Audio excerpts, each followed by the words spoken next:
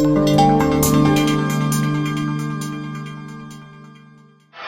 வந்து நீங்கள் பார்க்குற இந்த புனிதமான பூமிக்காக தான் இந்த அணி போராட்டம். இன்னைக்கு வந்து இதே இடத்துல ஜட்ஜு ஐயா அவர்கள் ரெண்டு தரப்புலையும் வந்துட்டு, அதாவது இப்போ நோட்டிஃபிகேஷன் போடுறதுக்கு முன்னாடி என்னென்ன சில கோரிக்கைகள் கிளாரிஃபிகேஷன் எது வேணாலும் சொல்லி இன்னொரு 3 நாளில் வந்து வென்யூ அண்ட் தேதி அறிவிக்க போகிறாங்க. அண்ட் பட்டியல் பொறுத்த வரைக்கும் everything is finalise. Now we are all waiting for the due date. எப்போ தேர்தல் கண்டிப்பாக ஒரு ஃபேர் எலெக்ஷன் நடக்கும் அப்படின்ற நம்பிக்கை எங்களுக்கு என்றைக்குமே இருக்குது. ஜட்ஜு வந்தது எங்களுக்கு கண்டிப்பாக ஒரு ஃபேர் எலெக்ஷன் நடக்கும். டெஃபினட்டாக இந்த மாதம் நடக்கிறதுக்கான வாய்ப்பு இல்லைன்ற மாதிரி ஜட்ஜு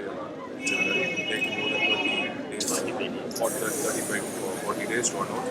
ஸோ அதுக்கேற்ற மாதிரி வந்து எக்ஸ்பெக்டிங் ஆன் அ சண்டே விடுமுறை அன்னைக்கு நடந்ததுன்னா கண்டிப்பாக வந்து எல்லாரும் ஓட்டு போடுறதுக்கு வசதியாக இருக்கும். அதே சமயத்தில் ஒரு நல்ல ஒரு எல்லாருக்கும் பாதுகாப்பான ஒரு இடமா அமைஞ்சதுன்னா இன்னும் சிறப்பாக இருக்கும். அதனால தான் நாங்கள் வந்து லாயலா காலேஜ் கூட நிறைய ஃபேக் உறுப்பினர்கள் வந்து ரெஜிஸ்ட்ராரே நீக்கிட்டாங்க. ஸோ இப்போ வந்து 3148 அந்த பட்டியல் வந்து வி ஹவ் அக்செப்டட். அதில் வந்து நிறைய இறந்த நபர்கள் இருக்காங்க. பட் நாங்கள் வந்து we don't want to delay the process of election. இப்போ வந்து வி ஹவ் அக்செப்டட். அதில் சில பேர் விலாசம் மாறி இருக்கு. சில பேர் வந்து சர்ச்சைகள் இருக்குது. மதுரை புதுக்கோட்டையில் இருக்கிற நபர்களுக்கு வந்து கார்டு அவங்களோட உறுப்பினர் கார்டு வந்து நிர்வாகிகள் எழுதி வச்சிருக்காங்க உள்ளாட்சி. பட் அது வந்து நாங்கள் உறுதிப்படுத்துகிறோம். Because they have to.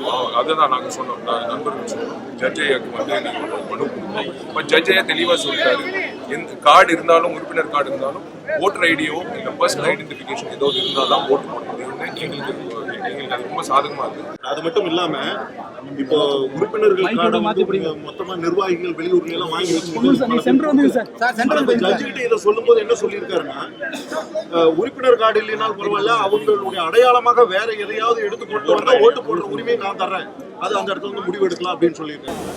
எந்த படமும் அன்னைக்கு ரிலீஸ் ஆகக்கூடாது அப்படின்ற ஒரு தீர்மானம் போட்டுருக்காங்க. நான் அடுத்த மீட்டிங் அங்கிட்டு தான் போகிறேன். உயிரே போனாலும் நான் இப்பவே சொல்கிறேன், என் உயிரே போனாலும் பாயம் புலி நாளைக்கு செப்டம்பர் 4 ரிலீஸ் ஆகுங்க. நான் இப்போ சொல்கிறேன். அவ்வளோதான். ஏன்னா நான் வந்து தயாரிப்பு நான் நடிகனாக என் படம் நான் சொல்லுவேன். என் தயாரிப்பாளர்கள் வந்து பாதிக்கப்படக்கூடாது, விநியோகஸ்தர்கள் பாதிக்கப்படக்கூடாது. ஒருத்தர்னால ஒரு 4-5 தியேட்டர் ஓனர்ஸ்னால வந்து இவ்வளோ பெரிய இண்டஸ்ட்ரி வந்து அப்படியே வந்து எல்லாம் ரிலீஸ் நிப்பாட்டுன்றது எனக்கு பிடிக்கல. சத்தியமாக நாளைக்கு ரிலீஸ் ஆகும், செப்டம்பர் 4 ரிலீஸ் ஆகும். போதும் ரொம்ப. இது கடைசி நாள் வந்து எல்லாருமே வந்து திணிச்சு கடைசி நாளில் வந்து இது இந்த தலைப்பு வந்து லாஸ்ட் மினிட்ல ஏன் தலைப்புன்னு சொல்லி புதன்கிழமை ஒருத்தர் கேஸ் போடுவோம். அந்த மாதிரி இருக்குது. ஏன் 1 மாதம் முன்னாடி கேட்டதுனால எல்லாமே சால்வ் பண்ணிடுவோம். படம் ரிலீஸ் ஆகணும்னா படம் ரிலீஸ் ஆகும், அதுக்கான வேலைகள் நம்ம பார்க்கணும். படம் ரிலீஸே ஆகக்கூடாது அப்படின்னு நினைச்சீங்கன்னா தயவுசெய்து இண்டஸ்ட்ரி விட்டு வெளியில் போயிட்டு அது யாராக இருந்தாலும் சரி, நானாக இருந்தாலும் சரி, கார்த்திகா இருந்தாலும் சரி, எல்லாருக்கும் ஒரு ரெஸ்பான்சிபிலிட்டி இருக்குது. இண்டஸ்ட்ரி 100% செப்டம்பர் 4 நாளைக்கு காலையில் வாங்க எல்லாரும் போய் பாய் முடிக்க பார்க்கலாம்.